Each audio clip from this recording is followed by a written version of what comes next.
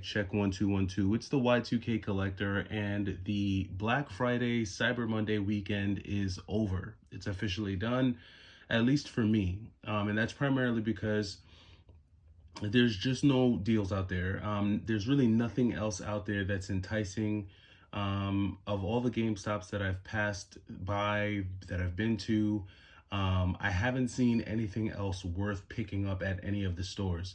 In fact, a lot of the stores that I typically see retro games in, a lot of the retro games have just been completely removed. Now, granted, there could have been a lot of people like buying retro games from the moment they heard the buy two get one was on. I'm sure a lot of collectors and resellers probably hit up all of their local GameStops and pretty much pick through all of the available inventory. And so like here on a Monday, there's really just not a lot of, good stuff available. So what I did was I utilized GameStop's website as my last resort, to pick up just a few more items that I think would make a lot of sense for me with where I'm at with my collection. One of the items that I picked up from GameStop's website was a copy of Super Smash Bros. Melee. Now, I know that there's an 80% chance that they will send me a disc-only copy, but the good thing is that I do have a case and manual on hand with all of the inserts, so that will allow me to actually complete this copy and sell it. So I've been wanting to actually sell this case for a while, but I think it's a little bit harder to sell a Super Smash Bros. Melee, just a case, than it is to just get a complete copy and sell that. It also makes it more tradable too. Like, you can't go into most mom and pop shops and just trade in a case. At least with the actual disc, I'll be able to take this in for some trade bait if I ever do want to trade in any games. The other game that I picked up was a copy of Super Mario Sunshine, again, because I do have the case. So it just made sense for me to go ahead and get the game, even if it is disc only. I'll be able to actually complete my copy and, either trade it. I actually don't think I have Super Mario Sunshine on the GameCube. So this might actually be one that I keep in the collection. But those were two of the pickups that made sense for me. And what I noticed that when you're going through GameStop's website, a lot of the stuff that you'll probably want is like deeper, into the pages. By pages, I mean like usually when you go to their retro games, you'll have the first page, which will have the stuff that you'll usually see, Wii Resort, some GameCube games and stuff. But it's not until you get to like page 35, between like 35 and 40, that you start to see like some of the original Xbox stuff, the GBA stuff, the Game Boy stuff, the NES stuff. For some reason, they've pushed a lot of that stuff like all the way to the back. And I also noticed that a lot of the stuff that was available like a week ago, in terms of like PlayStation 2 games and things like that, a lot of those are gone. Now, I'm sure a lot of people probably purchased PlayStation 2 games because I know they had like House of the Dead 4, not House of the Dead 4, sorry, they had Silent Hill 4. I know they had that on there. I know they had Pokemon Coliseum on their website. I know they had a few like really heavy hitters on their website. I just wasn't going to take the chance on any of those games with buying any of those games online, just because I knew that there's a really high probability that those will be disc only. And it just doesn't make sense with some of those games to get them disc only, where you could probably get them complete for the same price just on eBay or something. So that wasn't going to make a whole lot of sense. But for some of the cartridge based games, those probably did make sense. So there was opportunity there. I would say the best bet at this stage of the game is probably just seeing what's left over online. But for the most part, it's pretty much a wrap at GameStop. I know a lot of the, like the mom and pop shops, a lot of them have extended their Black Friday weekend deals all the way through to today. But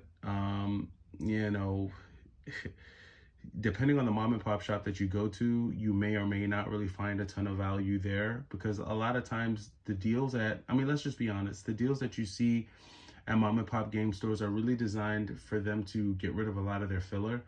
The stuff behind the glass case, typically, those games don't apply. And if they do, it's like a lower percentage, because those are the games that they're really trying to maximize. So, and for me, like, there's really no game that I particularly need to get. Like, I've already gotten a lot of the games that I've wanted. They've already come in. I've already done most, if not all, of my trades. So I feel good there. For me, the main thing is really kind of completing these two games. Um, and then that would just leave me with a few more cases that I'll just have to figure out how I'm going to get rid of. Maybe I'll just bundle them all together in a big lot and sell them online. We'll see. But I do want to clear out all of like the excess cases and stuff like that, because I would say once I kind of get um, rid of, like the doubles, like the Super Smash Bros. Once I get, some of these other games I kind of cleared out, it'll be a good time for me to just kind of settle in into the collection and just see like where we ended off for the year. Maybe I'll have a few pieces to sell here and there, but for the most part, I think it's pretty much a wrap on pickups and things like that. It's been a good year. I feel like I got a lot of my better deals right before Black Friday weekend. And I feel like retro game stores, companies like GameStop, they know what they're doing. They're kind of setting their stores up. They're kind of setting things up to where they show you the stuff that they want to get rid of, or they're showing you the stuff that they have a lot of, because they want to remove that out of their inventory. And a lot of the stuff that they really know people want, a lot of that stuff doesn't really become available until a lot of these like big deals and stuff like that are gone. Like I can almost guarantee you that by Wednesday, if you check GameStop's website, you'll see all sorts of retro games that were not available today.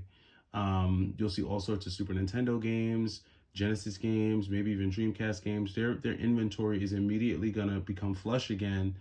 The day after, like I promise, like either Tuesday or Wednesday, you're gonna look back and you're gonna see a bunch of stuff that wasn't there, because that's the stuff that they're really trying to maximize the dollar on. So hopefully you all did good with Black Friday. Hopefully you guys got some really great deals. It's still Monday, it's Cyber Monday, so there's still opportunity for you to kind of take advantage of whatever online deals you can find, not just at GameStop, but almost every like gaming website. I know Limited Run had a sale, Strictly Limited has their sale, Super Rare has their sale. So there's a lot of deals and a lot of sales going on. So you can be on the lookout for that. I am currently putting together just a really dope video, just kind of recapping November and, just the Thanksgiving weekend and stuff. So that'll be a lot of fun when that drops. If I don't drop that today, then that'll drop tomorrow afternoon for sure. But overall, yeah, it's pretty much a wrap. Let me know if you were satisfied with this Black Friday for this year for 2024. Let me know. Are you comfortable with your collection? Are you satisfied? Do you feel like there's things that you still need to get? Do you feel like there's pieces you still need to pick up? Or do you feel like, what, you're good with your physical media and you're at a place where you just kind of want to enjoy what you have? Let me know down in the comments and I'll catch you in the next video. It's the Y2K Collector. Take it easy.